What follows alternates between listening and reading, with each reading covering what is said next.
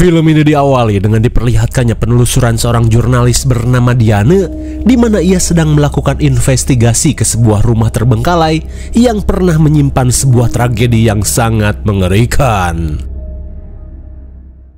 Breaking news just reaching us now. What we're hearing, the opening night of this haunted our question. An older victim. All abandoned hotel was transformed into a Di haunted. mana pada tahun 2009 telah terjadi sebuah tragedi di wahana rumah hantu yang bernama Hell House hingga memakan korban jiwa para pengunjung. Namun saat para pengunjung yang masih selamat dimintai keterangan, mereka seolah tidak tahu apa yang terjadi karena yang mereka tahu hanyalah kepanikan untuk berlari keluar wahana. Kalian penasaran dengan apa yang terjadi di malam naas itu? Ada sebuah video amatir dari para pengunjung yang bocor ke internet.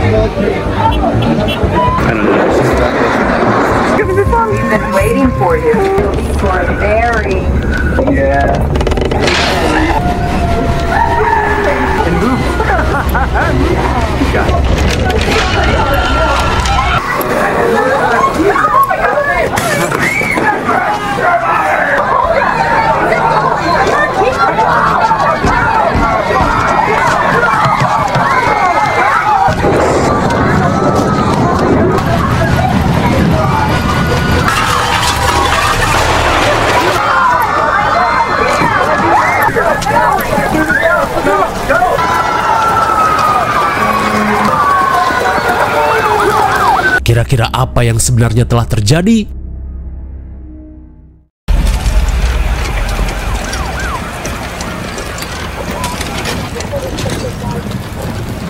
Tak sampai di situ, rasa penasaran netizen yang terhormat semakin menjadi saat rekaman 911 dari si korban tersebar di grup emak-emak. 911, what's your emergency? Oh, there's something wrong.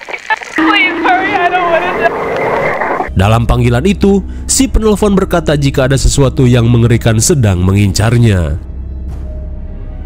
Namun tak sampai di situ, kita pun semakin dibuat penasaran dengan foto-foto yang diunggah oleh seorang jurnalis yang nekat menerobos ke dalam TKP sehari setelah insiden itu terjadi. It was impossible to get anyone to talk to us at first. The blood on the floor.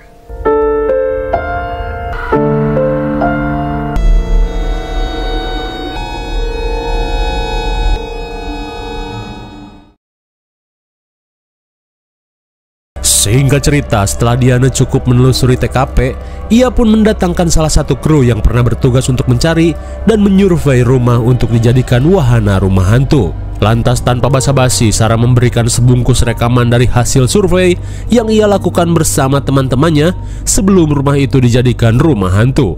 Saat tim akan mengecek rekaman tersebut, Sarah pun berkata, saat kalian menontonnya, kalian akan mendapat hal-hal yang tak manuk akal. Di mana Sarah menamai rekaman ini sebagai proyek rumah neraka.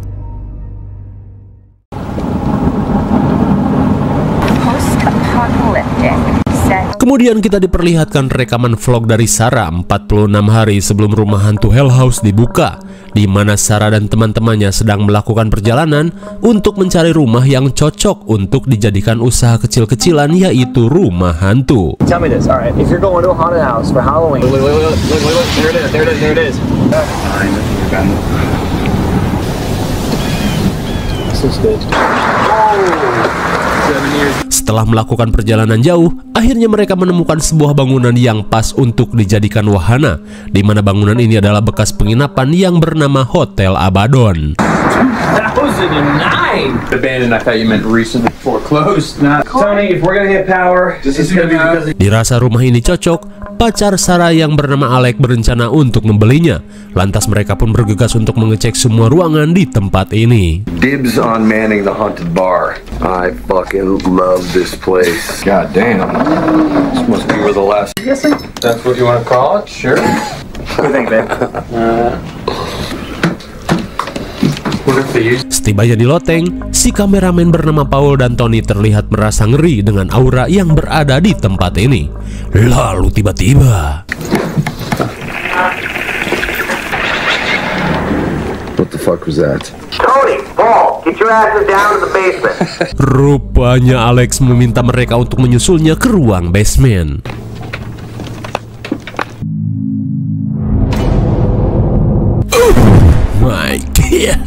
Tanpa mereka sadari, di salah satu ruangan terdapat sosok hitam yang jogrok di sudut ruangan. Di dalam basement, Alex berencana menjadikan ruangan ini sebagai rute keluar sekaligus tempat paling menyeramkan. Namun mereka pun heran dengan simbol-simbol aneh yang digambar di tempat ini. Tak cuma itu, Sarah pun merasa tak enak hati saat menemukan kitab-kitab bertebaran di lantai.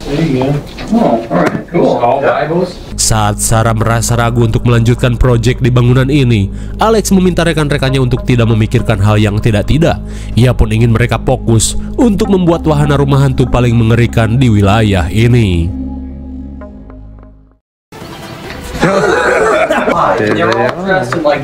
Singkat cerita, mereka yang selesai beres-beres merayakannya dengan kemaksiatan, yaitu oleng bersama. Di tengah keseruan, Alex menyemangati rekan-rekannya untuk all in karena di kota ini penduduknya sangat menghargai malam Halloween. Dengan begitu, mereka akan mendapat cuan yang sangat banyak, melebihi bikin konten percangcutan yang kini sangat marak di kalangan muda-mudi. Mendengar hal itu, mereka pun mulai bersemangat untuk menjalankan proyek ini.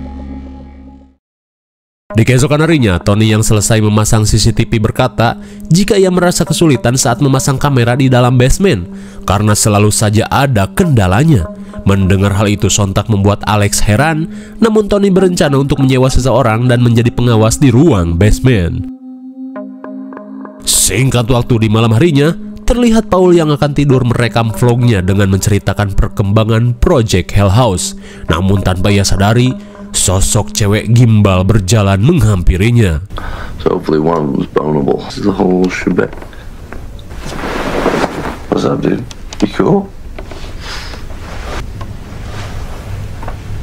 Betapa herannya Paul saat wanita berambut bujil menghampirinya dan pergi begitu saja.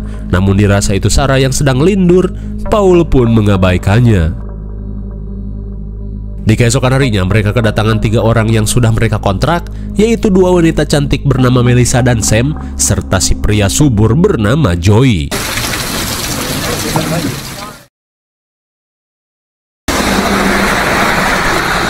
Di tanggal 18 September, Alex terlihat membicarakan peran Melissa di wahana nanti, di mana Melissa akan berperan sebagai wanita yang disekap di dalam basement. Mereka pun percaya adegan itu akan menambah kemeriahan wahana sekaligus wahana cuci mata bagi para pengunjung. Mendengar hal itu, Melissa pun setuju-setuju saja. Hingga di tengah obrolan, Melissa yang merupakan warga asli di daerah ini mengatakan sebuah rumor mengerikan, di mana cenah pemilik hotel sebelumnya ditemukan modar mendiskon umur di ruang makan. Mengingat simbol dan kitab di basement, Paul mulai berteori jika mungkin saja apa yang dilakukan si pemilik hotel adalah sebuah ritual sekte sesat. Lantas daripada membicarakan hal yang aneh, Alex meminta Paul untuk pergi membantu Tony. Singkat waktu, 16 hari menuju pembukaan wahana rumah hantu, terlihat mereka sedang menata beberapa boneka badut di ruang basement. Mereka pun berharap ruangan terakhir ini menjadi ruangan paling mengerikan. Di tengah malam, semua orang pun terbangun saat mendengar jeritan mengerikan dari arah basement. Namun Alex berkata, jika mungkin saja hanya suara efek yang tersenggol tikus. This room looks sick, man. How's it hanging, Bobs? Singkat waktu, terlihat Paul berniat memperlihatkan beberapa manekin yang sudah ditata untuk pembukaan nanti. Oh, wow, shit, dude. Holy fuck. Sontak Paul pun kaget saat melihat manekin badut yang seolah hidup dan berpindah tempat. Dirasa Tony sedang ngeprank, Paul langsung menyudahi room tournya. What the fuck you do? You were just right. Melihat Tony yang sedang mengobrol sontak membuat Paul panik. You fuck. What the fuck? You were just standing right fucking here. What the fuck? My God. Sontak Paul pun panik sejadi-jadinya saat manekin badut ini seolah-olah hidup sendiri. Beberapa saat kemudian, mereka pun mengecek rekaman Paul yang mengaku telah melihat manekin badut yang seolah-olah hidup. Oh, Paul, how'd you do it? Holy fuck. Wait, so it's the two of you? Sontak mereka pun syok parah saat melihat manekin badut yang tiba-tiba melirik Paul. Namun sialnya, mereka malah menyangka Paul telah melakukan prank. Halah. So we're gonna show you all the fine work that... Singkat waktu 11 hari menuju pembukaan wahana, dan kini Paul berencana melakukan percobaan dengan mengetes salah satu ruangan yang berhasil mereka rancang. Alright. Alright, the control room. You're locked. Scrubber's cute. Killer. How many freaks did we have? Oh, what's going on? Holy shit. Let me the fuck out, dude! Let me the fuck! Are you alright? Jesus! Sontak Tony pun heran saat melihat Paul yang ketakutan parah.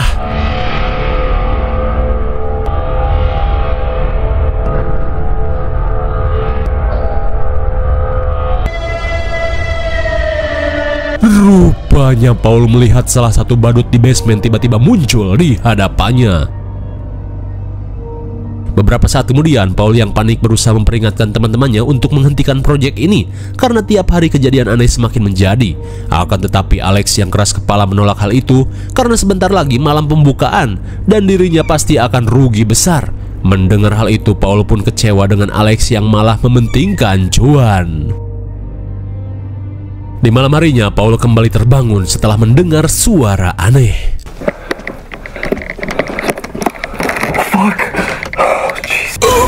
My God. Sontak Paul pun panik sejadi-jadinya saat kembali berpapasan dengan manekin badut. Di tengah kepanikan, Mac yang datang langsung mencoba mengeceknya.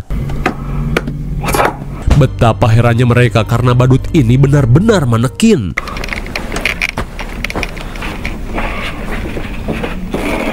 What the fuck? Alright, sir.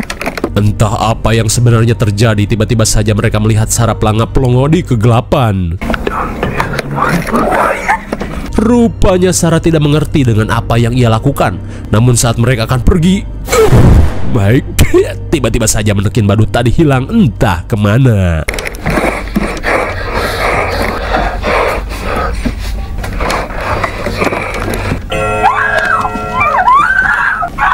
Holy shit! Singkat waktu di malam berikutnya, tepatnya 3 hari menjelang pembukaan, Paul yang akan tidur mengatakan sesuatu, di mana setelah mengalami beberapa keanehan di tempat ini, semua orang mengalami stres yang cukup parah. Bahkan Alex yang tadinya semangat malah kebingungan setelah mendengar penjelasan dari Sarah. Setelah mengatakan hal tersebut, Paul pun memutuskan untuk molor. Sleep sweet.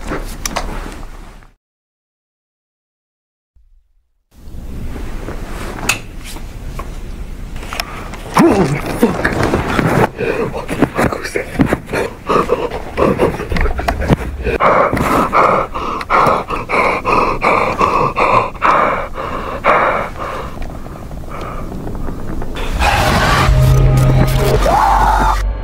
Apakah Paul baik-baik saja? Sesaat kemudian, Tony pun heran dengan Paul yang tiba-tiba menghilang. Ia pun langsung memberitahu teman-temannya. Lantas Mac menduga jika Paul yang ketakutan memutuskan untuk pergi tanpa sepengetahuan mereka. Namun Tony heran karena barang-barang miliknya masih berada di tempat ini. Lantas Paul pun meminta Alex untuk menelponnya. What the fuck? Di malam harinya, keanehan semakin menjadi saat mereka mendengar suara piano berbunyi.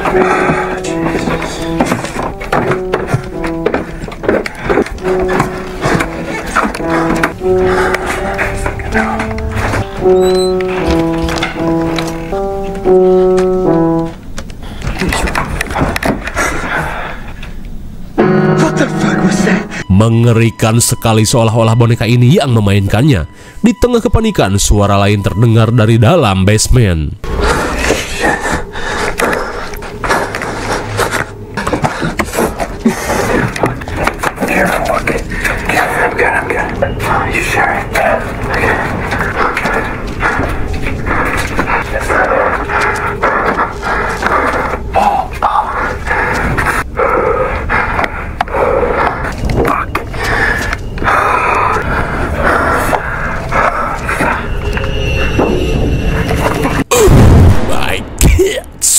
mereka pun syok parah saat melihat manekin badut yang tiba-tiba menoleh. Di tengah situasi mencekam, mereka yang ketakutan berusaha untuk tenang dan memastikan apa yang mereka lihat.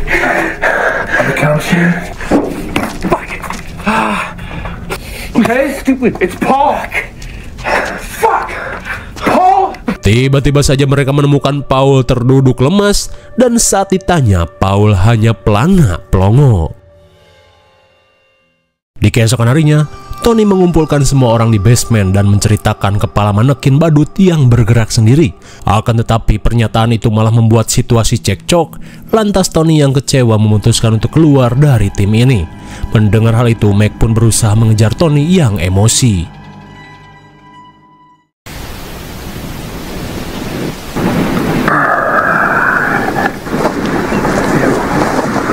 Di padang rumput, Meg berniat untuk membujuknya dengan mengatakan jika mungkin saja ini adalah godaan untuk mencapai kesuksesan. Setelah cukup berbincang-bincang, Tony yang sadar memutuskan untuk bertahan di tim Alex selama Meg berada di tim ini. Meskipun kesal, namun mereka harus melanjutkan proyek Hell House hingga selesai. Singkat waktu, akhirnya tibalah hari pembukaan. Terlihat Alex dan yang lainnya sedang melakukan briefing untuk pertunjukan nanti malam. Hingga setelah cukup pengarahan, Alex meminta semua orang untuk bersiap. Sesaat kemudian, Tony berniat membangunkan Paul yang terus-terusan molor sejak kejadian misterius yang ia alami. Sementara itu, Alex pun merasa senang karena rumah hantunya terlihat diminati banyak orang yang sedang mengantri guna merasakan kengerian. Sementara di sisi lain, terlihat Meg yang berada di basement sedang melakukan persiapan pada Melissa dan Joey. It's not a big deal. No, it might be a little cold. Sorry. We open the doors at 8. Dirasa semuanya sudah siap, Meg pun bergegas melakukan pembukaan wahana. Hey, Mac, have you heard from Paul at all on your end? Welcome, everyone!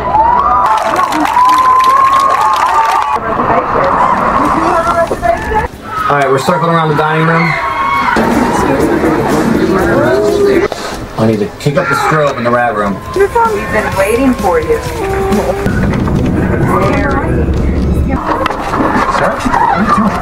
Di tengah ramainya pengunjung, Meg yang sedang mengawasi heran dengan Sarah yang terlihat panik.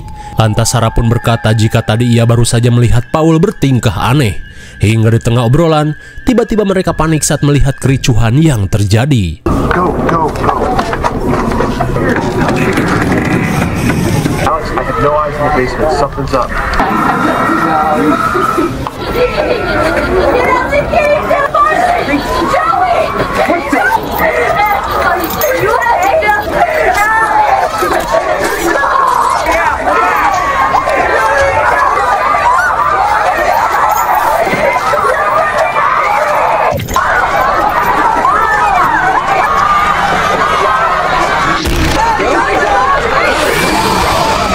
Entah apa yang sebenarnya terjadi, tiba-tiba saja muncul sosok misterius berjubah hitam dan menghampiri Melissa yang tak bisa kabur.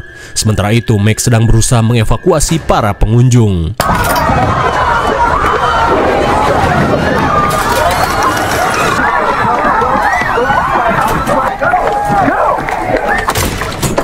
Sontak Meg pun panik dengan pintu yang menutup dengan sendirinya. Di tengah kepanikan, Meg pun menemui Tony dan mengajaknya untuk kabur melalui basement.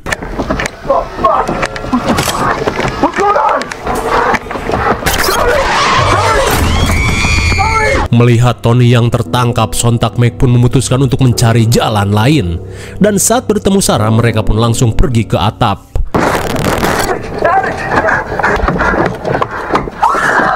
Sontak mereka pun syok parah saat melihat keadaan Alex yang tergantung.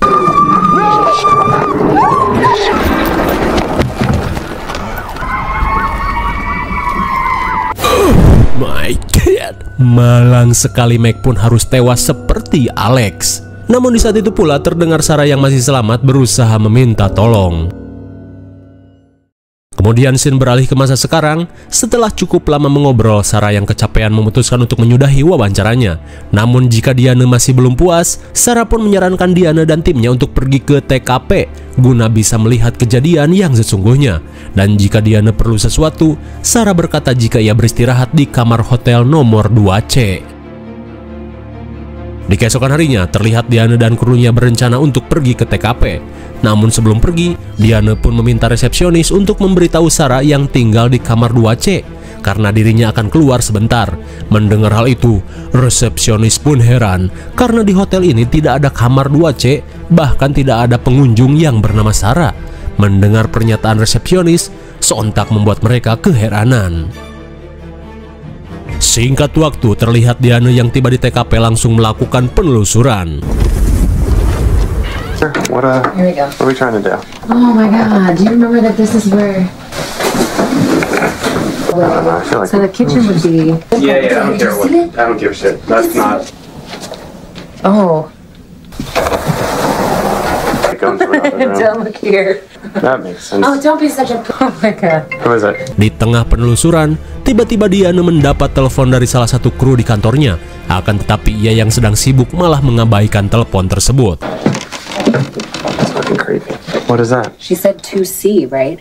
Melihat kamar dengan nomor 2C, Diana pun menduga jika kamar ini adalah tempat tinggal Sarah. Don't open the...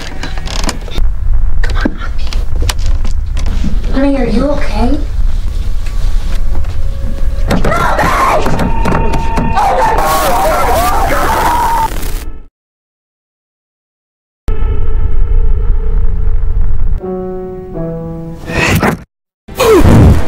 God, apa yang sebenarnya telah terjadi di tempat ini? Sementara itu, kita akan melihat sebuah rekaman yang terselip dan belum sempat ditonton oleh Diana, di mana para kru tidak sempat menginformasikan ini pada Diana.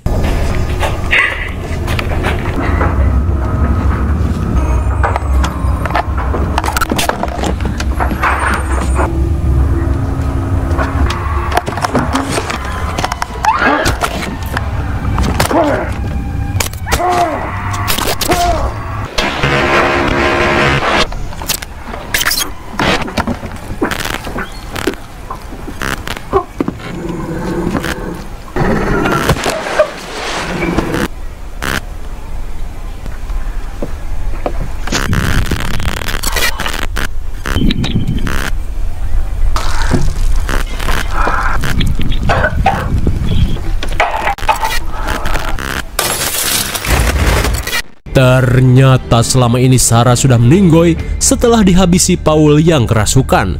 Dan setelah itu Paul melakukan diskon usia. Dan ternyata selama ini Diana mewawancarai sosok yang bukan Sarah. Dan bodohnya, Diana malah terpancing hingga akhirnya mengalami nasib naas di dalam bangunan Hell House. Lantas apakah mereka masih selamat? Ya ndak tahu, karena film pun sudah berakhir. Sequel kedua ini diawali dengan sebuah wawancara pada seorang ibu bernama Wendy, di mana ia mengungkapkan tragedi yang menimpa anaknya yang hilang pada tahun 2016 setelah melakukan hal bodoh dengan menerobos masuk ke Hotel Abaddon. Hingga setelah 2 bulan menghilang, tiba-tiba Wendy mendapat pesan aneh dari anaknya yang bernama Jackson, jika ia telah melihat beberapa orang yang tak memiliki mata berkumpul di ruang makan. Tak cuma itu, ia pun mendapat sebuah rekaman video anaknya selama terjebak di hotel terkutuk itu. I saw them all. Somebody hear me! Somebody! Please! Please, someone help!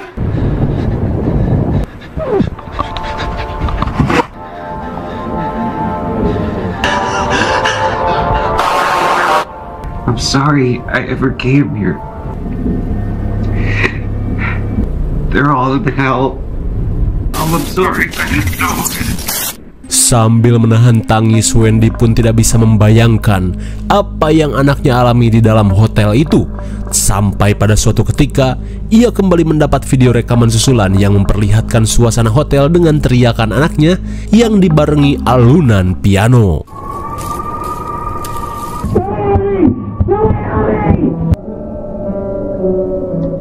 Dari rekaman tersebut, Wendy mengatakan jika nada piano yang ia dengar sangat tidak asing, di mana ketika Jackson masih kecil, ia tiba-tiba memainkan nada tersebut.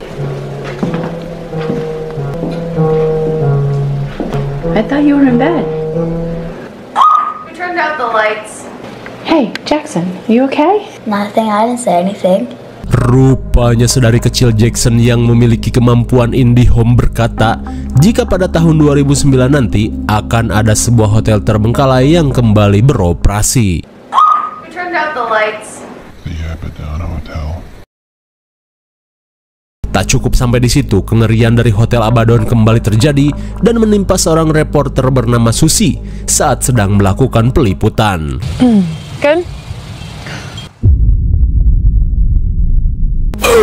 My God, sontak kameramen menyadari keberadaan sosok berjubah hitam seperti penganut bagong ngepet sedang memperhatikan mereka dari lantai 2. Singkat waktu setelah mengalami kejadian itu, Susie terlihat memimpin sebuah acara talk show dan membicarakan tragedi Hell House ketika dijadikan wahana rumah hantu. Lalu seorang pembuat film dokumenter Hell House bernama Mitchell berkata, jika tragedi tersebut memang benar adanya, bahkan bosnya yaitu Diane hilang saat melakukan penelusuran. Dan menurut rumor, teror tersebut diakibatkan oleh si pemilik hotel bernama Andrew Tully yang melakukan ritual sekte sesat di tempat tersebut.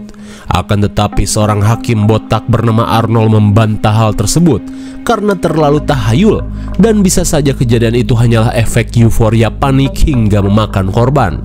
Di tengah perdebatan, seorang jurnalis horor bernama Brock lebih menyetujui pendapat Michelle. Dirasa perdebatan semakin panas, Susie akhirnya menyudahi acara tersebut. Singkat waktu, Mitchell diundang oleh tim investigasi yang dipimpin oleh Jessica yang beranggotakan Molly dan si kameramen bernama David, di mana mereka berencana menelusuri Hotel Abaddon dan mencari sebuah arsip rahasia yang disembunyikan pemilik hotel.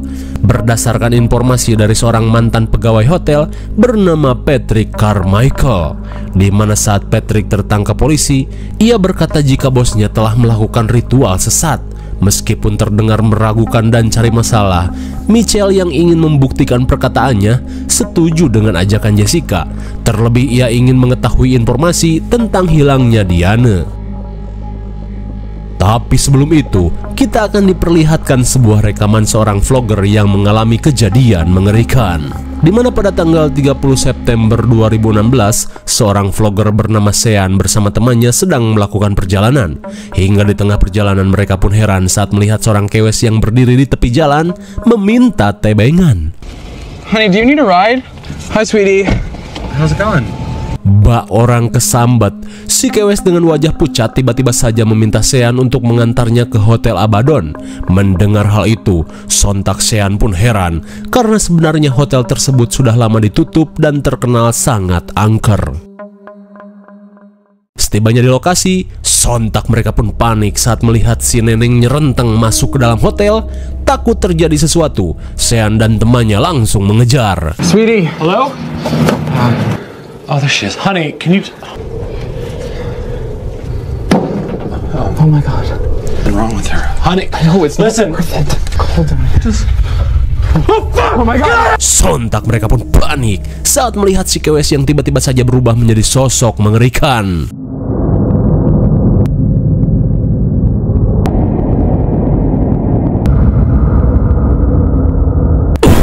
Baik, ternyata kewes ini adalah salah satu korban dari tragedi Hell House yang belum ditemukan bernama Neneng Savannah Colin.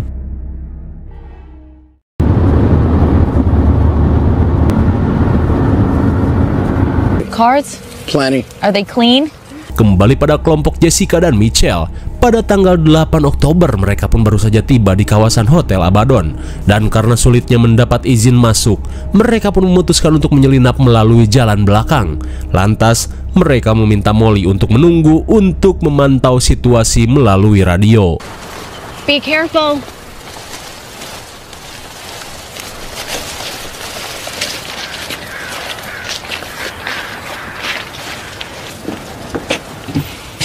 Okay, I was not expecting that. Hi. Baru saja akan masuk, mereka pun heran dengan Brock yang tiba-tiba datang bersama kameramen. Rupanya, Brock sang jurnalis horor tidak ingin melewatkan kesempatan untuk ikut menelusuri Hotel Abaddon. Dirasa makin ramai makin aman, mereka pun membiarkannya untuk ikut. Hotel wants to be heard. Shut up.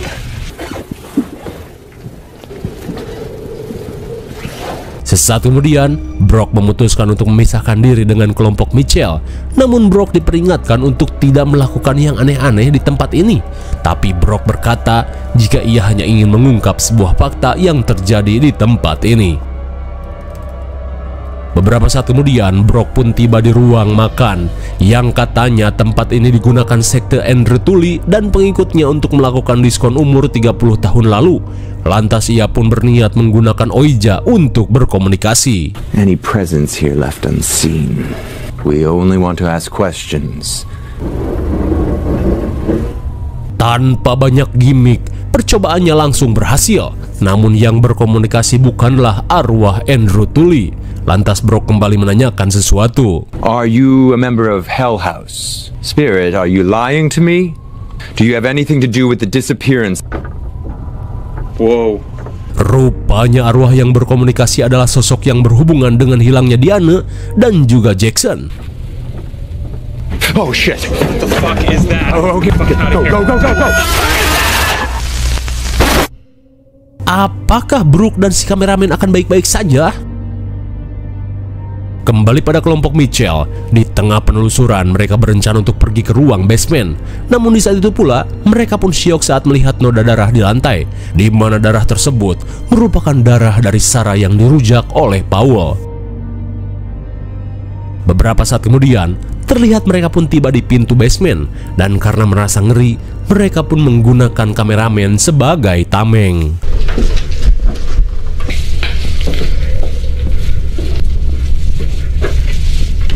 Setibanya di ruang basement, sontak Jessica dan David merasa ngeri dengan situasi yang terasa sangat mencekam, apalagi dengan 3 manekin badut di tempat tersebut. Di saat itu pula, Mitchell pun meminta mereka untuk mengabaikan manekin badut dan fokus pada pencarian. It's gotta be in here, right? Let's just get to work. Everybody just grab a box and start digging. Lalu saat menemukan tempat rahasia, mereka pun bergegas mencari fakta tentang Hotel Abaddon. Please. Well, they definitely have rats.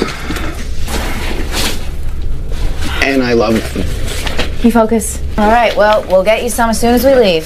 Abaddon Hotel from construction. My God. Tanpa mereka sadari, si manekin badut kembali hidup dan melintas di belakang Mbak Tikus Got. Sesaat kemudian, David mendapat panggilan dari Molly yang mengabarkan jika saat ini dirinya sedang berada di dalam Hotel Abaddon. Mendengar hal itu, sontak mereka pun heran dengan Molly yang malah ikut masuk. Dirasa terjadi sesuatu, David langsung pergi untuk menemui Molly. Hingga saat menemui Molly, David pun menanyakan apa yang sebenarnya terjadi. Lantas Molly berkata jika ia masuk ke hotel ini setelah mendapat panggilan dari David yang membutuhkan bantuan lewat radio. Mendengar hal itu, sontak David pun heran karena ia tidak merasa telah memanggil Molly. Dirasa sesuatu telah terjadi, David pun memanggil Mitchell dan Jessica untuk berkumpul. See? Now seriously guys, who contact? I wedged that open. Wait, what about Brock? Setelah mendengar penjelasan Molly, Mitchell yang mempunyai firasat buruk langsung mengajak semua orang untuk segera keluar dari tempat ini. Jesus Christ. Come on.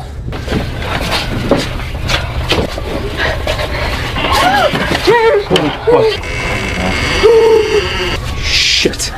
Is it Brock? My God. Sontak mereka pun syok parah saat melihat Brock, si wartawan misteri, sudah modar bersama kameramennya. Di tengah situasi mencekam, mereka pun bergegas untuk segera keluar. Suwe sekali, tiba-tiba saja si manekin badut sudah ngejogrok di depan pintu keluar. Fuck! Molly, go! Come on. Mitchell! Come on. We break it down. With what? Oh! What is that? Di tengah kepanikan, mereka pun mendengar suara sesuatu yang mendekat. Lantas Mitchell mengajak semua orang untuk pergi ke lantai atas. Have to go.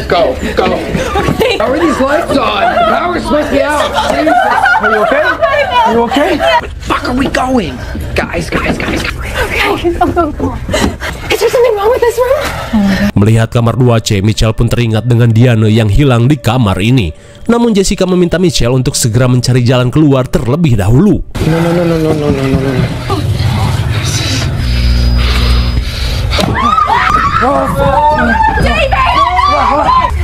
There's no lock. There's no lock. Get out of it. Dirasa keadaan cukup aman, mereka pun memutuskan untuk bersembunyi di tempat ini sembari memikirkan cara untuk bisa keluar dari tempat terkutuk ini. Sesaat kemudian, tiba-tiba Michelle kepikiran sesuatu. Ia pun curiga jika Jessica telah dipancing seseorang untuk datang ke hotel ini untuk dijadikan tumbal seperti orang-orang yang selama ini hilang secara misterius. Meski cukup masuk akal, namun kini mereka harus secepatnya mencari cara untuk keluar. Dan karena sutradara kembali memakai adegan susah sinyal, mereka pun berniat memanggil bantuan dengan menggunakan radio. Yes, I can hear you. Ternyata suara itulah yang Molly dengar hingga membuatnya masuk ke dalam hotel ini. Hingga di tengah kebingungan, tiba-tiba saja David menemukan satu rekaman yang ia temukan di dalam penyimpanan basement, di mana rekaman itu memperlihatkan Alex yang sedang berbicara dengan seseorang tepatnya 6 bulan sebelum terjadinya tragedi rumah hantu. Terlihat Alex sedang melakukan negosiasi dengan seseorang yang misterius, di mana Alex akan mendapat uang banyak jika ia berhasil membuat hotel ini ramai pengunjung. Tanpa kita duga, ternyata selama ini Alex pernah melakukan perjanjian dengan seseorang untuk memberikan tumbal di hotel ini. Pantas saja ketika itu Alex sangat bebal dan selalu menolak ketika diajak teman-temannya pergi dari hotel ini. We have to make a run for it. I'm sorry. Sleep sweet. Shit. David. I'm over here by the Turn off camera. the light. Okay. I told you. What's wrong with it? Nothing this camera. Come on. Boom! Boom! Got it. Come on. Boom! Boom! Got it. Fucked up from the... What? What? Molly. Molly. Molly! Stop! Hey! David. Saat lampu kembali menyala, mereka pun panik saat melihat pintu yang terbuka sendiri dan Molly yang hilang entah kemana. Di tengah kebingungan, mereka pun menemukan sebuah pesan yang menempel di pintu. Dan ternyata, pesan tersebut bertuliskan jika saat ini Molly sedang berada di basement dan sedang berkumpul bersama para badut. Meski terdengar mengerikan, mau tak mau mereka harus menyelamatkan Molly. Quiet.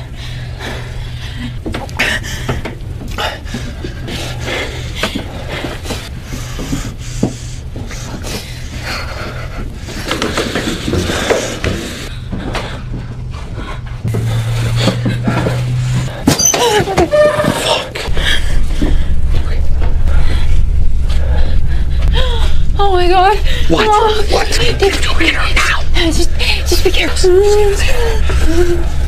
Sungguh mengerikan. Mereka pun mendapati Molly sedang dipeluk manekin badut. Di tengah situasi mencekam, Michelle dan David berusaha menyelamatkan Molly. Easy. Hurry, hurry! It's coming! It's coming! Alright! Get out of here! Go! Go! Go! Go! Go! No, get out of here! Go! Go! My God, bagaikan Kuchiyose no Jutsu, sekonyong-konyong muncul sebuah portal Mortal Kombat dengan sosok berjubah hitam yang berhasil membawa David si kameramen, di mana kali ini kameramen tidak selamat. Where are we? I don't know how to get out of here. Quick! It's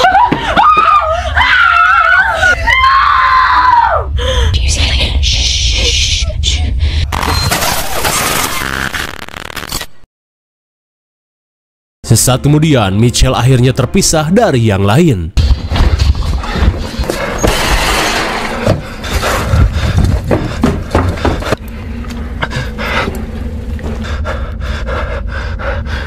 Di tengah pelarian, Michelle bertemu dengan arwah Melissa, di mana Melissa adalah seorang kewes cantik yang menjadi pemeran kewes terikat. Hey, I know once we get through opening night, it'll... And Mitchell's coming with us.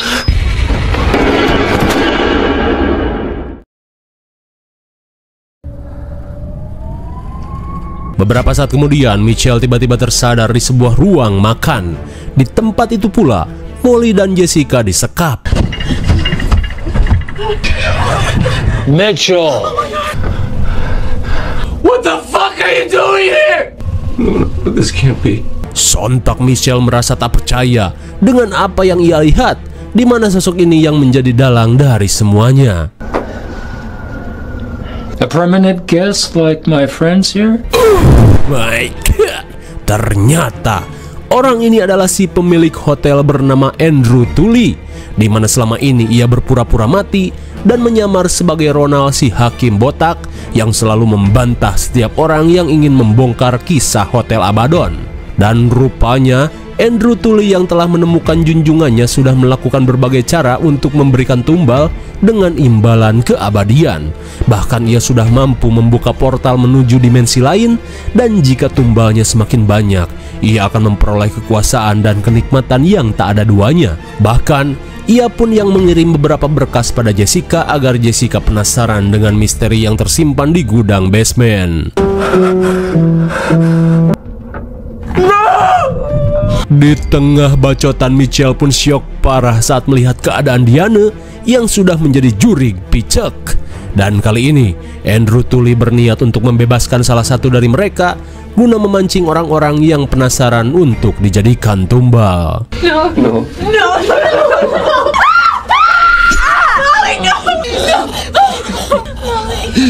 No.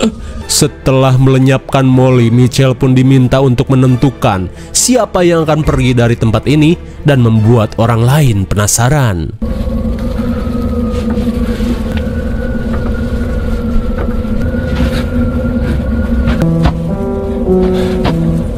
No.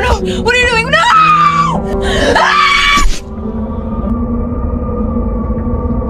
Kira-kira siapakah yang dilepaskan untuk mencari korban tambahan? Singkat waktu, ternyata Jessica yang ditemukan kepolisian sedang dilakukan interogasi terkait insiden yang dialaminya. Mengingat ia yang hilang selama 5 hari, polisi pun menanyakan apa yang sebenarnya terjadi. Ya. Tanpa mereka sadari, Jessica yang jiwanya sudah diikat berusaha menipu pihak kepolisian untuk pergi ke Hotel Abaddon. Mendengar hal itu, pihak kepolisian berniat akan melakukan investigasi. Apakah korban lainnya akan berjatuhan?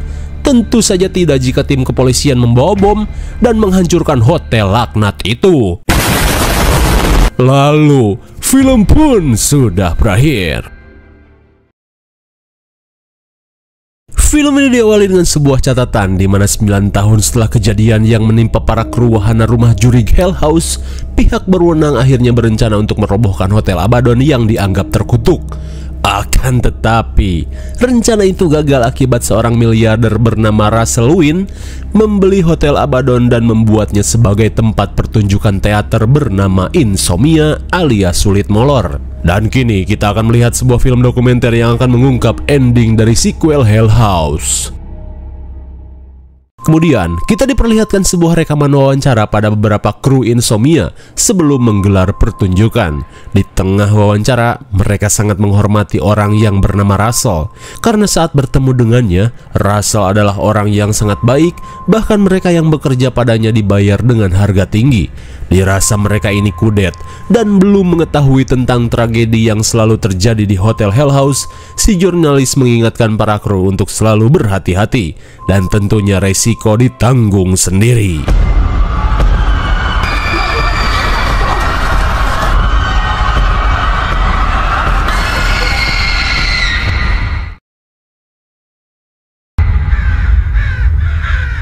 Dalam rekaman tim Morning Mysteries, seorang presenter horor bernama Vanessa ditugaskan untuk meliput aktivitas tim Insomnia yang membuat wahana teater di Hotel Abaddon, di mana tim ini dipimpin oleh seorang miliarder ganteng bernama Russell. Setelah menceritakan hal tersebut, Vanessa pun diajak produser Insomnia bernama Jeff untuk menemui timnya sekaligus bertemu dengan Russell. Dan sebagai catatan, rekaman ini dimulai pada 15 hari sebelum pembukaan dimulai. Come together. You might say Russell's made certain that some of the actors make sure you clear with Russell first and replace with his personal label. Dan bisa kita lihat, Mereka pun berusaha merubah suasana Hotel Abaddon dengan nuansa baru. Lalu Jeff berkata jika tempat yang dipenuhi dengan rak Amer ini akan menjadi spot favorit bagi para penonton. Hingga di tengah obrolan tiba-tiba Power's been spotty for the past few days at you. Here we go. Itu hanya prank dari si Jabrik dan Kucel bernama Max, sekaligus sambutan atas kedatangan Vanessa. Lantas, Jeff pun berniat mengajak Vanessa untuk menemui Russell. You'll love him. We'll go through heaven if you didn't figure it out on your own. But that's what Russell wants. Have it on ice. You coming? Guess where I was in the blackout? Wine, I insist on using the damn bait. Wine. Oh, there he is, Jeff. Hi, I'm Vanessa Shepherd. Saat bertemu dengan Russell Wynn, Vanessa berkata jika dirinya berasal dari tim Morning Mysteries dan meminta izin untuk merekam semua aktivitas tim Insomnia di balik layar. Mendengar hal itu, dengan senang hati Russell memberikannya izin. Kemudian Russell berniat memberitahukan hal ini pada semua kru. Welcome. So, Vanessa. Saat memperkenalkan diri, Vanessa berkata jika ia berniat memberikan kamera handycam pada masing-masing kru Insomnia dengan tujuan agar semua kru bisa merekam aktivitasnya selama melakukan persiapan. Dan setelah itu, Vanessa pun meminta izin pada Russell untuk melihat keadaan basement. Let's just get this real quick.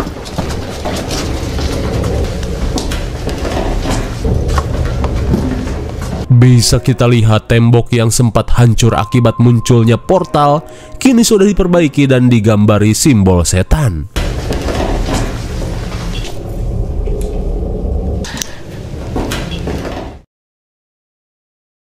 Singkat waktu, terlihat Vanessa pun ngevlog sambil menceritakan pengalaman pertamanya memasuki Hotel Abaddon.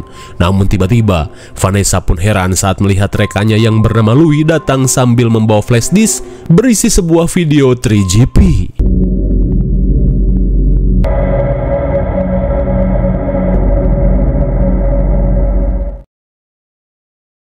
Singkat waktu, terlihat Vanessa menemani Russell jalan-jalan ke ladang jagung sekaligus mencari angin.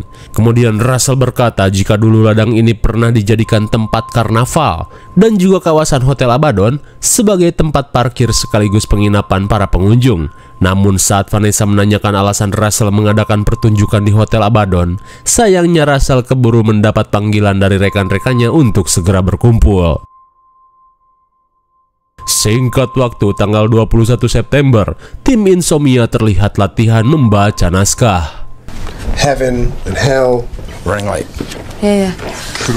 Well, it seems like everything's going well. Dirasa sudah cukup, Jeff menyudahi latihan tersebut dan memberi waktu pada semua kru untuk beristirahat. Beberapa saat kemudian, mereka pun menghabiskan malam dengan nongkrong di depan api unggun sambil menenggak secangkir anggur basi. Di tengah situasi oleng, Max yang mabok malah mengajukan tantangan pada teman-temannya untuk uji nyali dengan cara masuk ke basement dan mencium manekin badut mengerikan seorang diri. Dan jika berhasil, ia akan memberikan uang $500 plus makan gratis. Mendengar makan gratis dan uang yang menggiurkan, Jen dengan percaya diri menerima tantangan tersebut. Watch that tape. Be quick, please. See y'all bitches on the flip side. Hello.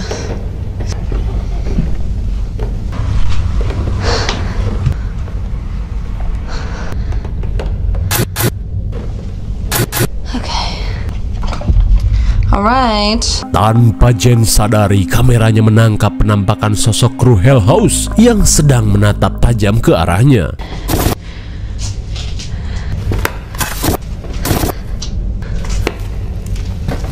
What's up, guys? Setibanya di basement, tanpa basa-basi Jen langsung melakukan tantangannya. Alright, that's about as raunchy as I'm gonna get.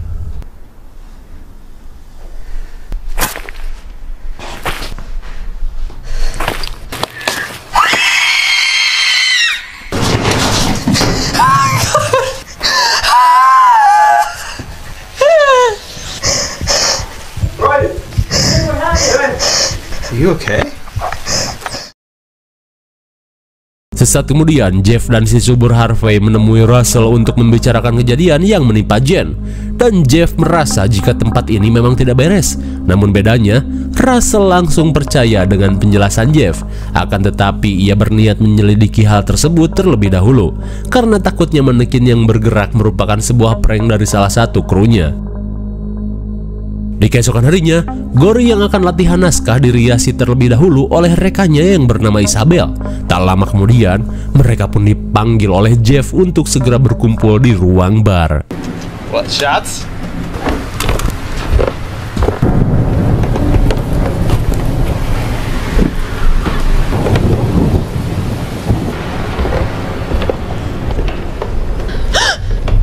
Sontak Isabel pun kaget saat melihat sosok yang tak ia kenal.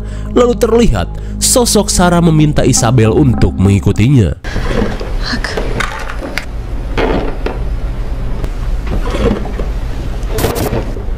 Jane, really?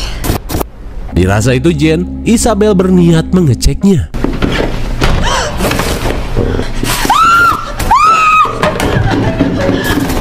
Apakah Isabel akan baik-baik saja? Singkat waktu, Russell dan yang lainnya terlihat kebingungan karena Jane dan Isabel sudah tak ingin melanjutkan proyek ini setelah mendapat teror yang mengerikan. Mengingat pembukaan teater tinggal menghitung hari, Harvey berkata jika Isabel telah mengalami trauma hebat, apalagi foto-foto di sosmednya terdapat beberapa penampakan. Dan kini kita akan melihat beberapa foto yang diupload oleh Isabel.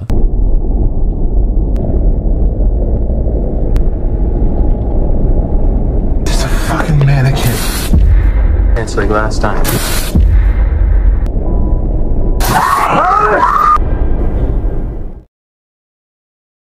Singkat waktu terlihat Louis dan Vanessa sedang memasang kamera di ruang Amer. Dan saat Louis pergi mengambil peralatan, tiba-tiba saja Vanessa heran saat lampu di lorong tiba-tiba menyala sendiri. Dan seperti biasa, gak kepo gak horor. Jeff? Going with me? I'm gonna shove this camera you know where.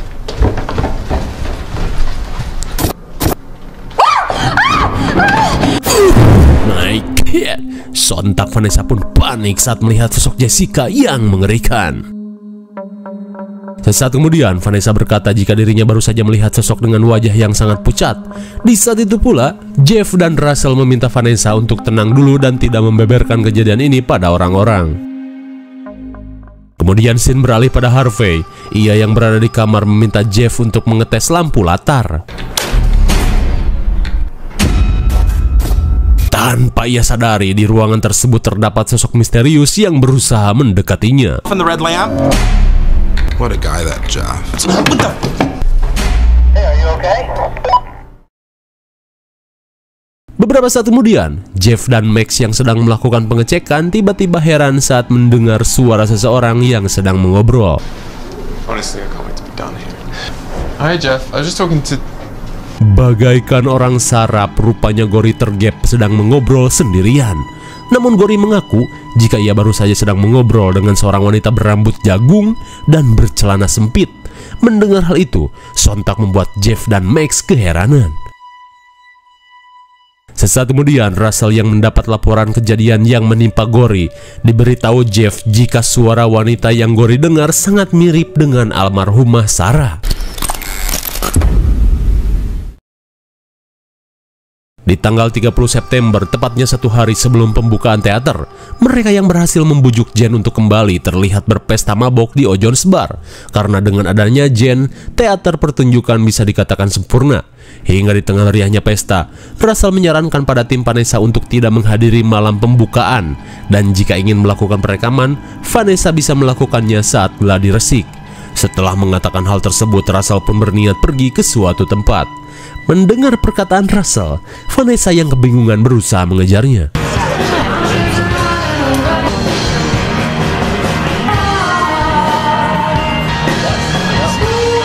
Setelah berbicara dengan Russell, Vanessa mengajak kameramen untuk menemui seseorang.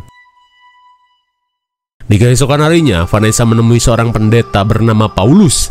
di mana Paulus ini adalah salah satu orang yang memiliki hubungan dekat dengan Russell.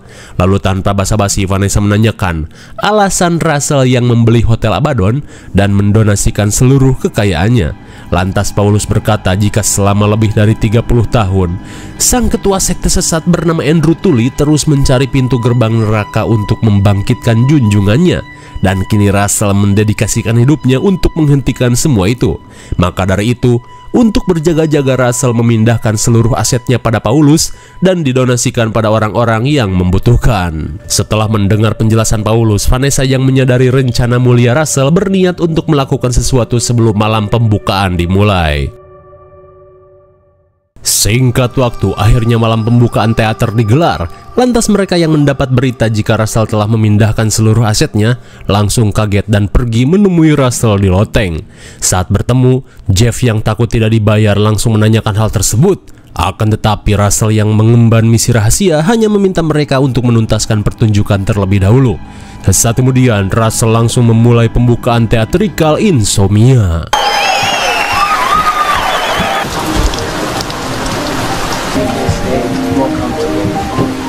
Dining room is ready to serve you.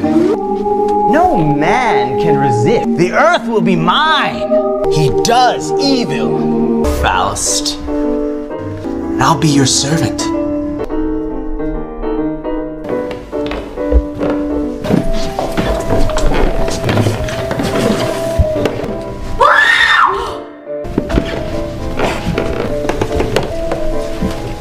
Sontak mereka pun heran saat melihat manekin badut yang tiba-tiba saja berada di ruangan atas.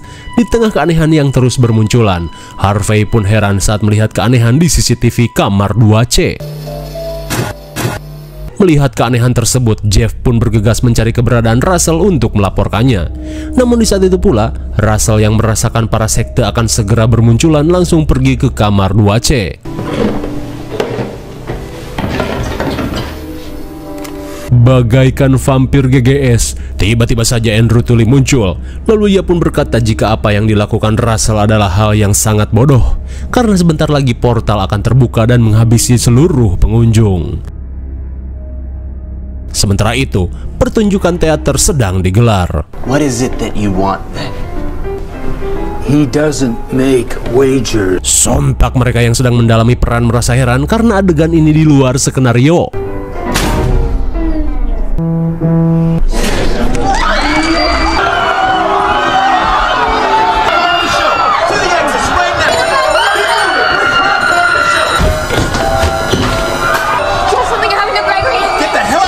Di tengah kepanikan, Jeff memberitahu Vanessa jika hal ini bukan bagian dari pertunjukan. Lantas mereka pun bergegas keluar dari tempat ini.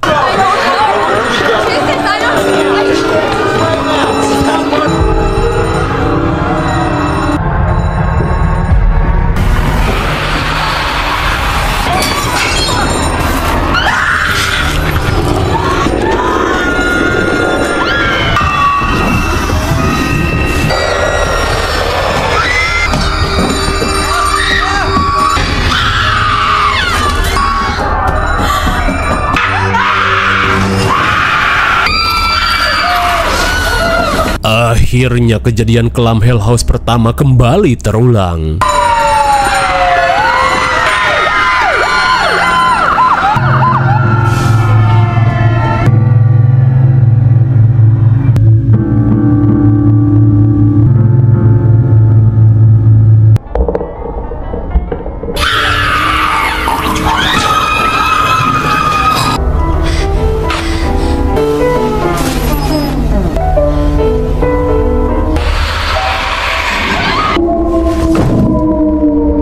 Di tengah situasi pembantaian sekte sesat, Vanessa yang masih selamat berusaha untuk kabur dari tempat ini.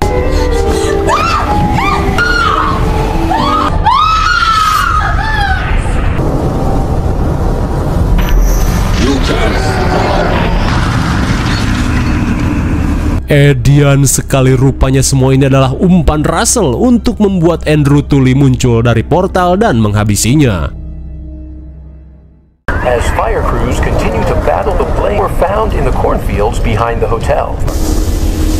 Sometime during the No word yet on the cause. Setelah terjadinya insiden tersebut, berita mengabarkan jika Hotel Abaddon telah hangus terbakar. Dan menurut informasi, kebakaran ini diawali dengan munculnya api aneh yang berasal dari basement. Namun setelah insiden tersebut, keajaiban pun terjadi dengan para pengunjung dan juga kru yang sempat dibantai sekte sesat ditemukan dengan keadaan selamat dan tanpa luka sedikit pun. Rupanya, Russell yang telah berhasil menghabisi Andrew Tully telah mengandok dan mengembalikan mereka semua dari cengkraman penganut sekte sesat. Begitupun dengan Vanessa dan krunya. Terlihat mereka pun kebingungan dengan dirinya yang tiba-tiba selamat setelah dihabisi di dalam basement.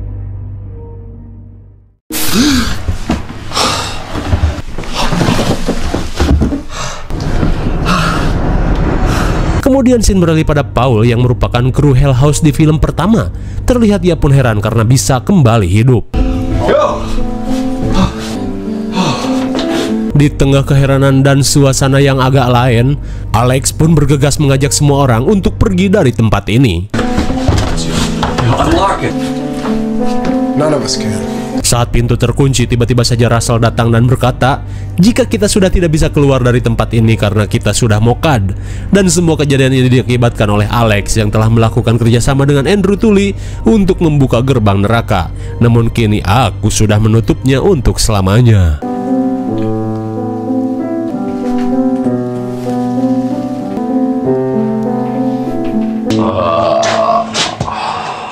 Let's see if that bar is still open.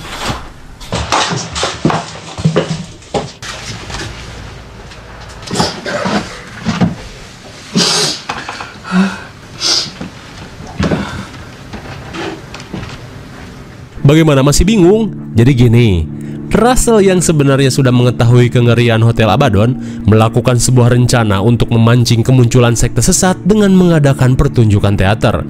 Dan saat sekte sesat muncul, Russell langsung menghadangnya dan mengirimkan Andrew Tully ke neraka dan menyelamatkan semua orang yang telah dijadikan tumbal oleh sekte sesat ini. Namun dari kejadian itu, Russell pun harus tewas dan bertemu dengan kru Hell House di film pertamanya. Namun dengan rencana ini, teror Hotel Abaddon akhirnya sudah tamat. IMDb untuk film ini adalah 5,1 dan menurut Sekayang bolehlah segitu. Mungkin segini saja review dan pembahasan film Hell House LLC 3 Lake of Fire 2019. Jangan lupa like, share, dan subscribe supaya kalian tidak ketinggalan juga ada video menarik lainnya dari Sekayang. Thanks for watching and see you on next video. Bye bye.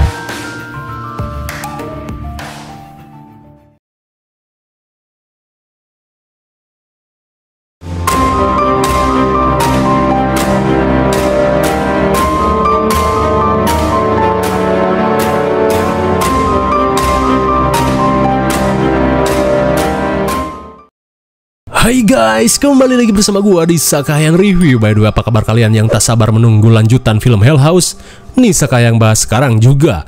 Dan kali ini gua akan mereview sekaligus melanjutkan sequel film Hell House yang berjudul Hell House LLC Origins The Carmichael Manor 2023. Dan ternyata penelusuran ini ada kaitannya dengan teror manekin badut yang pernah kita lihat sebelumnya. Penasaran dong seperti apa kisahnya? Oke lah, mending kita langsung saja ke pembahasannya. Dan jika kalian suka dengan channel ini seperti biasa, silahkan subscribe aja biar gak ketinggalan video menarik lainnya dari Sekayang. Film ini diawali dengan diperlihatkannya sesi wawancara pada seorang jurnalis horor bernama Bradley dan seorang penulis cantik bernama Alice, di mana mereka sedang membahas sebuah mansion paling angker milik keluarga Carmichael. Dan cenah, mansion ini sangat terpencil dan jauh dari pemukiman warga. Bahkan untuk sampai di mansion tersebut harus menempuh perjalanan berkilo-kilometer. Dan menurut berita di tahun 1989, si anak bernama Catherine dan ibunya bernama Eleanor telah terbunuh dengan sadis di kamarnya masing-masing. Dari kasus itu, pihak kepolisian mencurigai si ayah yaitu Arthur Carmichael sebagai pelakunya. Namun saat dilakukan penangkapan, tiba-tiba Arthur menghilang secara misterius. Namun sebagian orang menduga jika mansion itu sebelumnya memang sudah berhantu dan kejadian mengerikan di tempat tersebut diakibatkan oleh hal-hal gaib. Hingga 1 tahun setelah kejadian itu, pihak reporter melakukan peliputan di tempat tersebut. And still no answers. Dan untuk membuktikan rumah itu benar-benar berhantu, 2 orang relawan bernama Margot dan Rebecca berniat untuk tinggal di rumah tersebut guna melakukan peliputan secara nyata. Namun naasnya, baru saja 5 hari mereka tinggal di mansion itu, pihak kepolisian mendapati mereka berdua sudah tewas secara mengenaskan. Dan sebelum kejadian, pihak kepolisian mendapatkan panggilan 911 di jam 2 pagi. Wait, It's working. Something's in the house with us. Margot, it's not him! Dalam rekaman tersebut, Rebecca mengatakan jika mereka telah diincar oleh sosok misterius. Setelah menceritakan hal tersebut, Bradley berniat menunjukkan video penelusuran yang dilakukan oleh Margot dan Rebecca pada kalian saat menjadi relawan di rumah Carmichael.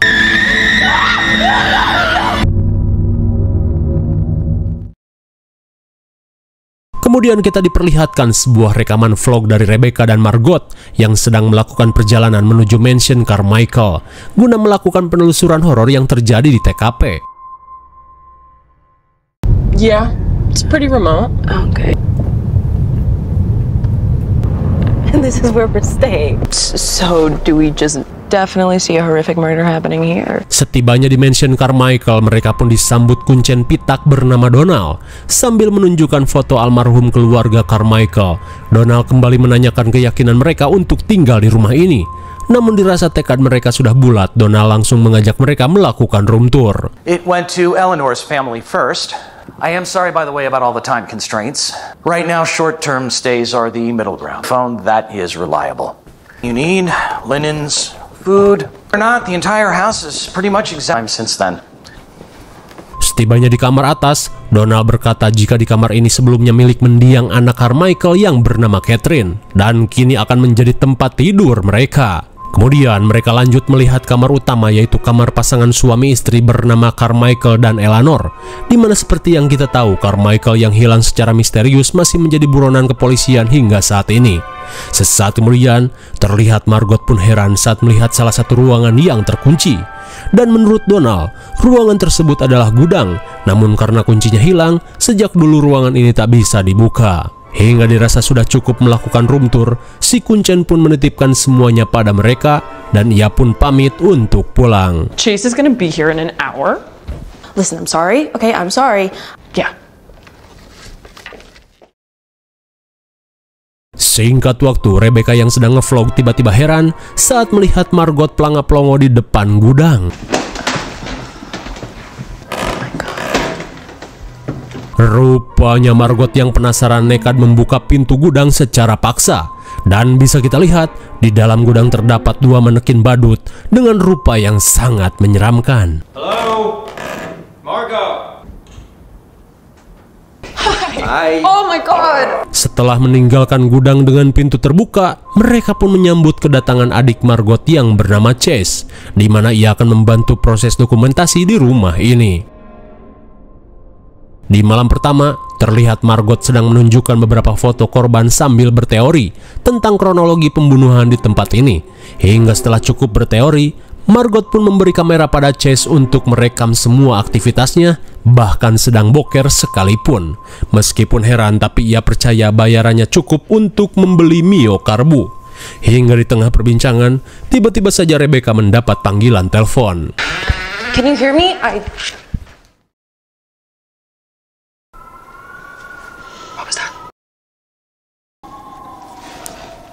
Di tengah malam, Margot terbangunkan suara aneh dari luar. Hey, Jesus, what's going on? Did you hear it? Singing downstairs. Singing?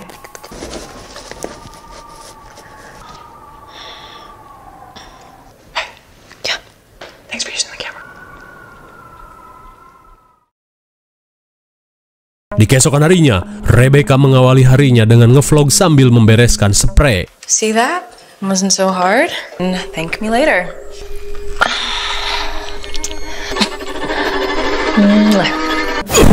My God.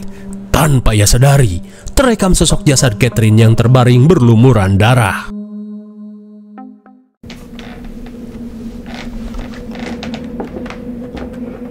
Sesaat kemudian, Margot yang penasaran kembali ke gudang untuk mengecek sebuah kotak.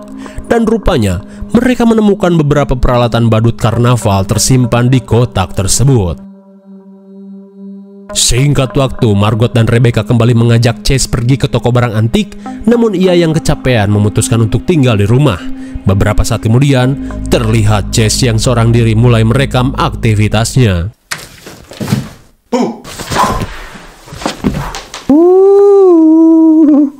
In the life of Margot? Margot!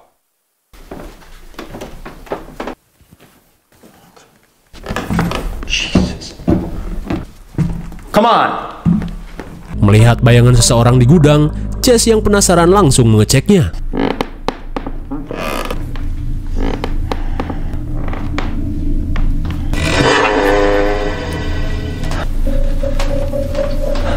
Sontak Chase pun heran karena di gudang hanya terdapat 2 manekin. Lantas bayangan siapakah tadi? Sementara itu, Margot dan Rebecca yang berada di toko barang antik terlihat mencari barang-barang peninggalan Hotel Abaddon. Dan rupanya, sisa barang yang ditemukan yaitu berupa kaos Hell House, jam tua, dan beberapa lukisan tua. Namun saat melihat jam tua, tiba-tiba saja mereka menemukan sesuatu.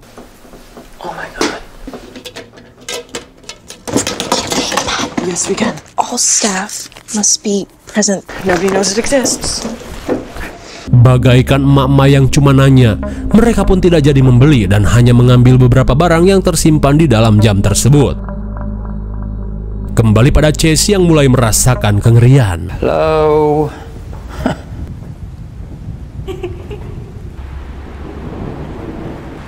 Hello? Fuck. Fuck.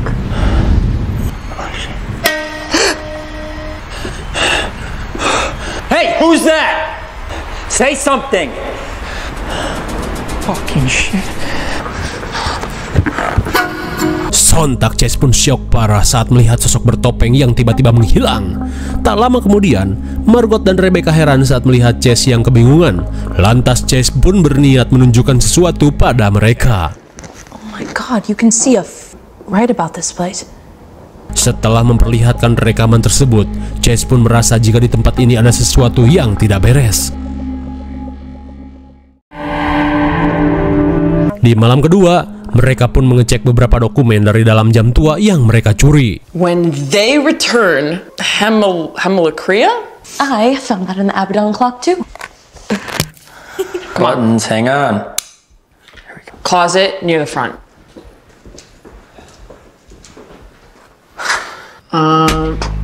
Yeah, sorry about that.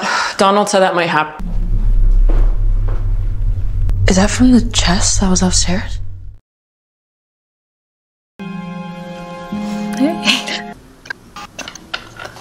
Di keesokan harinya, Rebecca yang kini kerja daring terlihat memberikan beberapa presentasi untuk bosnya.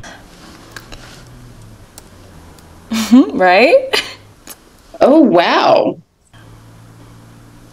This one is 230,000.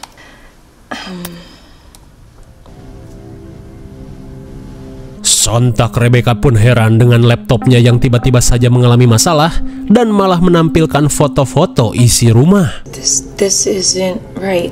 Beautiful staircase. Is this the wrong file?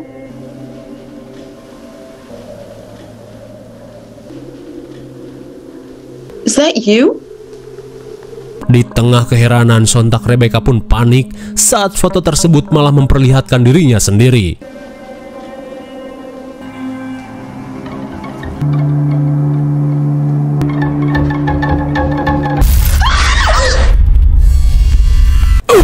My God!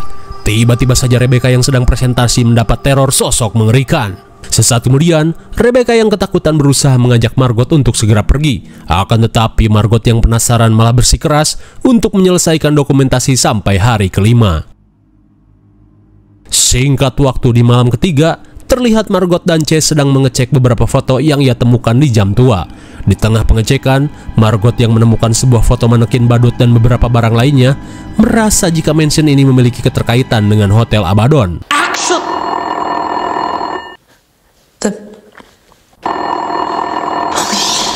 It's in there. It says Patrick. Setelah dicek, Chase pun berkata jika bel tersebut biasanya dipakai si tuan rumah untuk memanggil babu ke kamar. Dirasa ada sesuatu, Margot yang penasaran mengajak Chase untuk mengeceknya.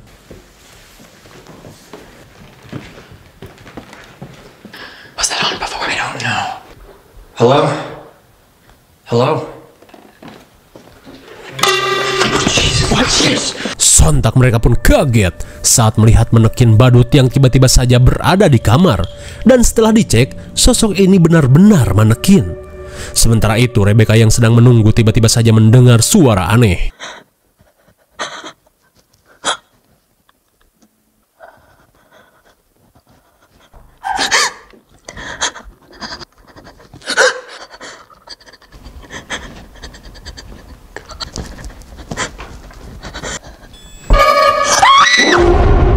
Sesaat kemudian terlihat Chase yang ketakutan berusaha membujuk Margot untuk pulang esok hari. Di keesokan harinya, Margot pun heran saat melihat tas milik Chase tergeletak begitu saja. Dirasa terjadi sesuatu, mereka pun langsung mencari keberadaan Chase. Chase? Where the hell were you?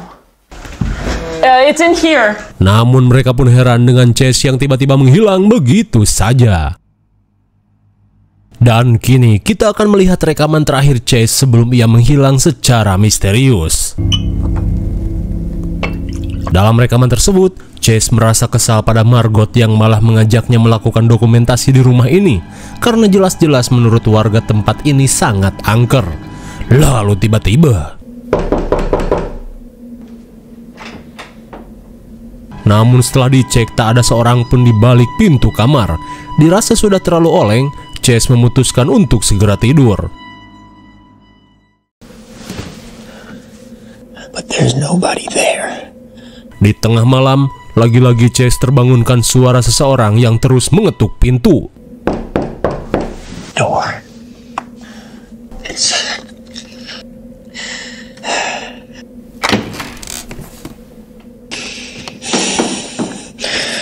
Hello?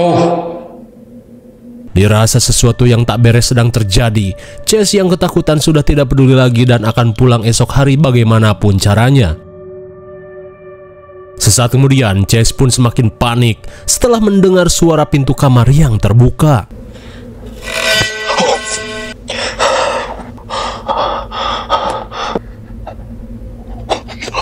Oh my god!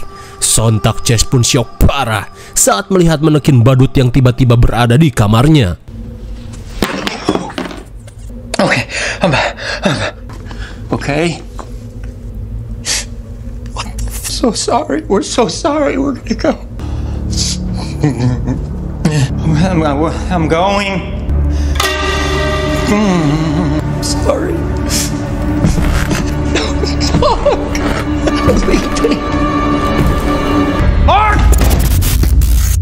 Ternyata Chase hilang setelah ditangkap oleh si manekin badut. Kemudian kita diperlihatkan dahulu sebuah rekaman yang dibuat almarhum Catherine pada tanggal 4 September 1989. What is this? Sontak Catherine pun heran saat melihat 3 manekin badut di kamar kakaknya. Lalu di saat itu pula ia pun syok parah dengan Patrick yang menyimpan gaun yang berlumuran darah. Di tengah keheranan, Patrick berkata jika ia sedang berusaha mengembalikan ibunya yang sudah mati. Dirasa Patrick sudah gelo, Catherine berusaha mengecek isi kotak yang terdapat secari kertas. Akan tetapi Patrick melarang Catherine untuk melihatnya.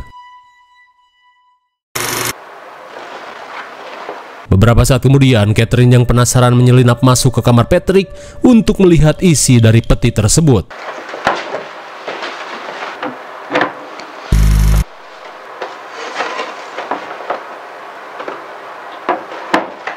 Setibanya di kamar, Catherine berkata jika semua barang yang disimpan dalam peti merupakan barang-barang dari tempat Patrick bekerja. Kemudian, Catherine pun berniat memainkan sebuah lagu yang tertulis dalam secari kertas itu.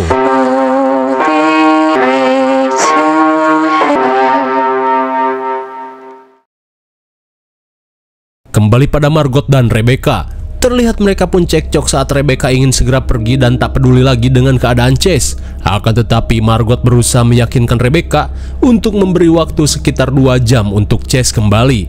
Meskipun kesal, Rebecca yang tak tega akhirnya luluh. Namun jika dalam 2 jam Chase belum kembali, paduli bagong ia akan tetap pergi dari tempat ini. Singkat waktu 2 jam berlalu, Margot pun dipaksa Rebecca untuk segera pergi jika tidak ingin kemalaman. Lantas apa boleh buat, dengan berat hati Margot harus pergi tanpa Chase. No. Suwe sekali, tanpa sebab yang pasti, tiba-tiba saja mobil mereka mengalami mogok. Di tengah kepanikan, Margot memberi pilihan, tinggal semalam lagi menunggu si kuncen atau memaksakan pergi dengan berjalan ceker. Namun daripada ketemu hal-hal mengerikan, Rebecca pun memutuskan untuk pergi meski harus berjalan menyusuri hutan sejauh 19 km.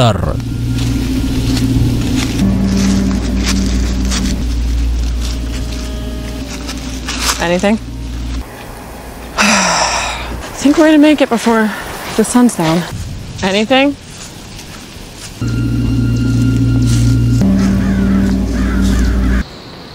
Did you hear that? How was that? Go. Why? Di tengah perjalanan, mereka pun heran saat melihat beberapa mobil rongsok dan mobil jenazah. Lalu tiba-tiba, Oh my god.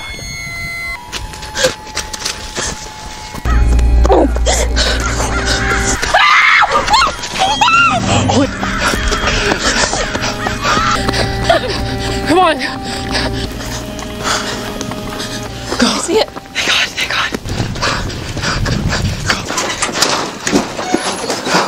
setibanya di kamar, mereka yang ketakutan terlihat panik dan tak tahu harus berbuat apa.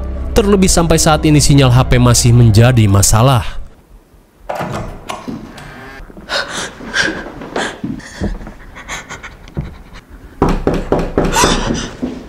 Chase, is that you? What are you doing? Margot, please don't.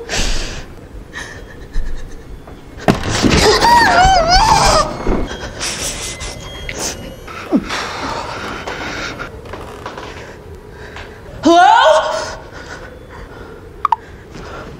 Namun setelah mengecek keluar, tiba-tiba saja Margot mendapat pesan dari Chase, di mana Chase memberitahu jika saat ini mereka sedang berada di kamarmu. I'm gonna stay here, no fucking way! Rebecca, calm down. Don't tell me to fucking calm down!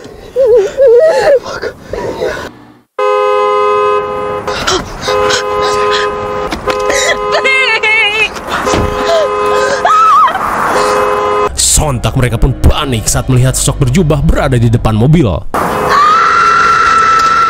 no no no no! Fuck! Why won't you work? Come on. What was that? Di tengah kepanikan, Rebecca yang mendapat sinyal berusaha menelepon polisi. Namun di saat itu pula, tiba-tiba Margot seperti terkena genjutsu saat mendengar suara Chase yang memanggilnya. My name is Rebecca Vickers. We're at Carmichael Manor. Hello? Hello?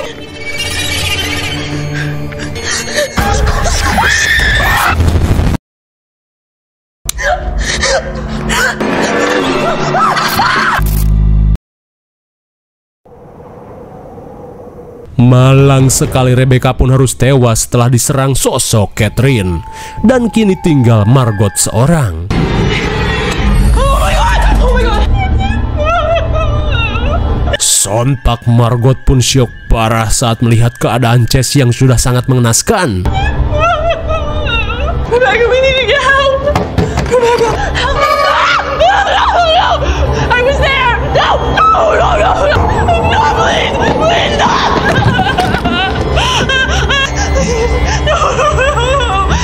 It's not over! Malang sekali, Margot pun harus tewas setelah tertangkap oleh manekin badut yang hidup. Kemudian scene beralih ke masa sekarang, di mana Alice dan Bradley menceritakan asal-usul manekin badut terkutuk, di mana manekin tersebut sebenarnya dimiliki dua orang pria bernama Thomas dan Freddy, dan mereka adalah pengusaha jongkok tembak badut karnaval di tahun 70-an. Namun menurut rumor yang beredar, Thomas dan Freddy teridentifikasi mengikuti sebuah sekte aliran sesat, di mana mereka selalu kopdar di Hotel Abaddon, sebuah markas sekte sesat yang berkedok hotel. Mereka pun sering mencari tumbal dengan mengorbankan orang-orang. Dan ternyata salah satu karyawan di hotel tersebut adalah Patrick Carmichael, yaitu kakaknya Catherine, seorang kewes yang menjadi korban pembunuhan naas di rumahnya. Kemudian kita diperlihatkan kembali rekaman Catherine di tahun 1989, di mana ketika itu sang kakak yaitu Patrick baru saja pulang dari menjaga hotel, dan saat Catherine mengejar kakaknya ke kamar, dengan gelagat aneh si kakak berkata jika energi gaib ia sudah kuasai.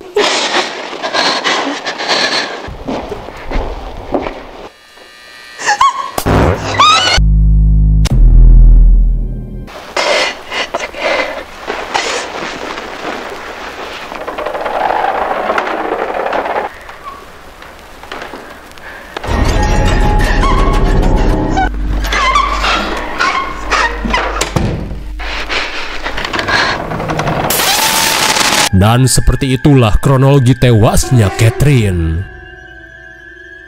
Kemudian scene memperlihatkan sebuah rekaman yang dilakukan oleh Patrick. We all serve him.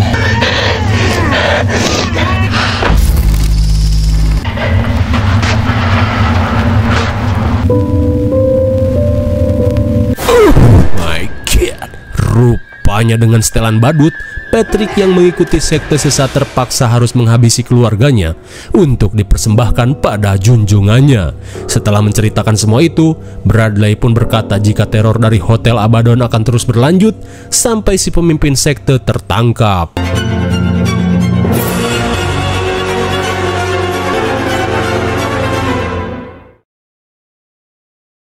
Kemudian, setelah menceritakan tragedi naas itu, Alice pun pamit untuk menutup sesi wawancara. All is well again. Namun tanpa Alice sadari, si badut terkutuk terlihat mengawasinya dari jendela. Bagaimana kisah yang sangat mengerikan bukan? Sudah jelas dengan penelusuran yang dilakukan oleh Margot dan Rebecca, mereka mampu mengungkap asal-usul manekin badut dan semua ini berkaitan dengan sejarah Hell House kemarin. Namun sayangnya, mereka harus tewas setelah mendapat teror mengerikan. Dan rupanya pelaku teror manekin badut ini dilakukan oleh anggota keluarga Carmichael sendiri, yaitu Patrick, yang mengikuti sekte sesat dari si pemilik boneka badut, yaitu Thomas dan Freddy. IMDb untuk film ini adalah 6,2 dan menurut saya yang cocoklah diberi nilai 7,0. Mungkin segini saja review dan pembahasan film Hell House LLC Origins The Carmichael Manor 2023. Jangan lupa like, share, dan subscribe supaya kalian tidak ketinggalan jika ada video menarik lainnya dari Sekayang. Thank you for watching and see you on next video. Bye bye.